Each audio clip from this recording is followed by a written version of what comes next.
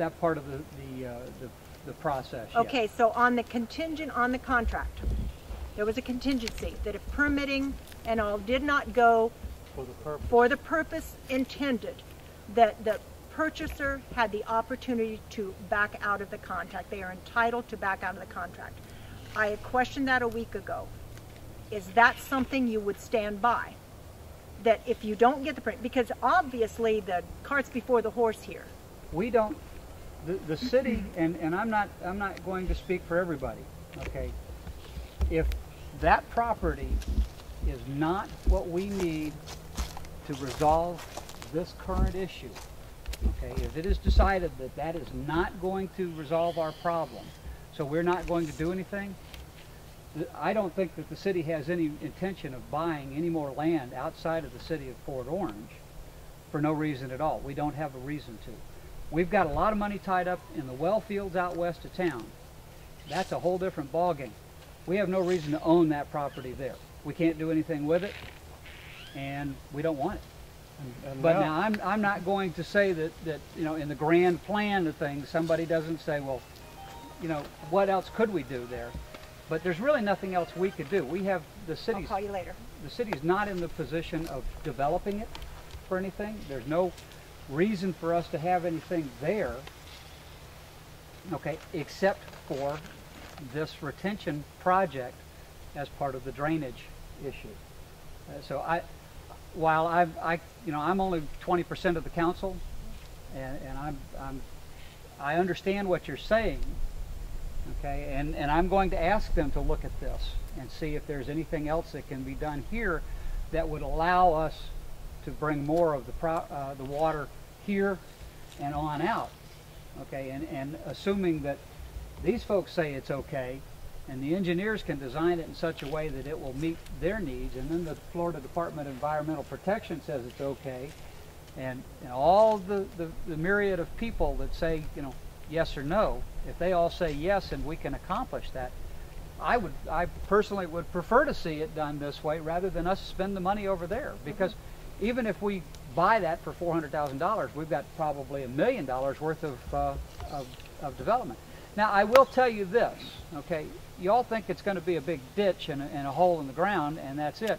The city landscapes everything, okay, and we would be required to maintain that, and stuff like this wouldn't probably be there very long, okay, primarily because the city has to maintain it. We're required to. Is that going to happen? Certainly. As long as there's teenagers, that's going to happen. Okay, nobody's got any control over that. But I don't think that you would see it being an eyesore either. But once, if what I'm hearing from the council that they're possibly going to back out on the no public access promise that they made to us, that would change that whole scenario. If then it's not just a retention pond, it becomes a public access area. That means security, that means lighting, that means trash, that means undesirable elements at the far end of a dirt road back through people's houses, through residential, squashed in between residential lots in county property that city is responsible for. We get very, very confused of how that is even good for anybody. Well, I don't know what is being talked about as far as any sort of public access. Where did we see that? It was in writing. Well, at the last council meeting. One of the things that the city typically does, okay, with all of our retention areas, we make them into what we call passive parks, okay. What that is, we put walkways around. They've got to get in there to clean them anyway, so that's going to be there.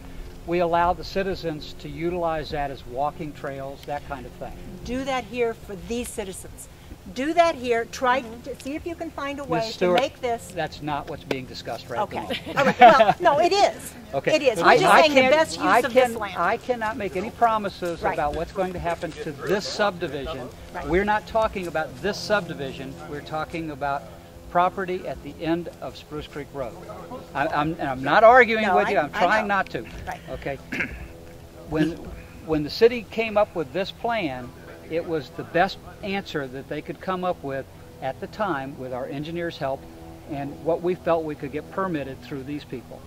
Okay. They are really tough. And you're absolutely correct. That is an outstanding Florida waterway.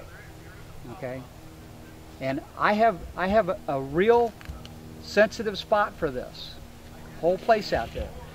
My family owned all of this. Okay. The Nordmans bought everything that is now around Spruce Creek over to the trestle in 1880. Excuse me just a second. Sure. This is Dennis. Port Orange Images has maybe a blunt question to you, but is it my understanding that the council is considering rescinding its promise not to build a recreational park or perhaps a boat dock because of the attitude from the residents of Hewitt Drive and this area? I can't speak to that. Okay, thank you. Oh, I'm sure they are. I'm sure. And I'm not one of them. I'm trying to get a problem resolved. Right. Okay. I will not speak for them, and I will not make any commitments for them. So that's the only person I can address is me.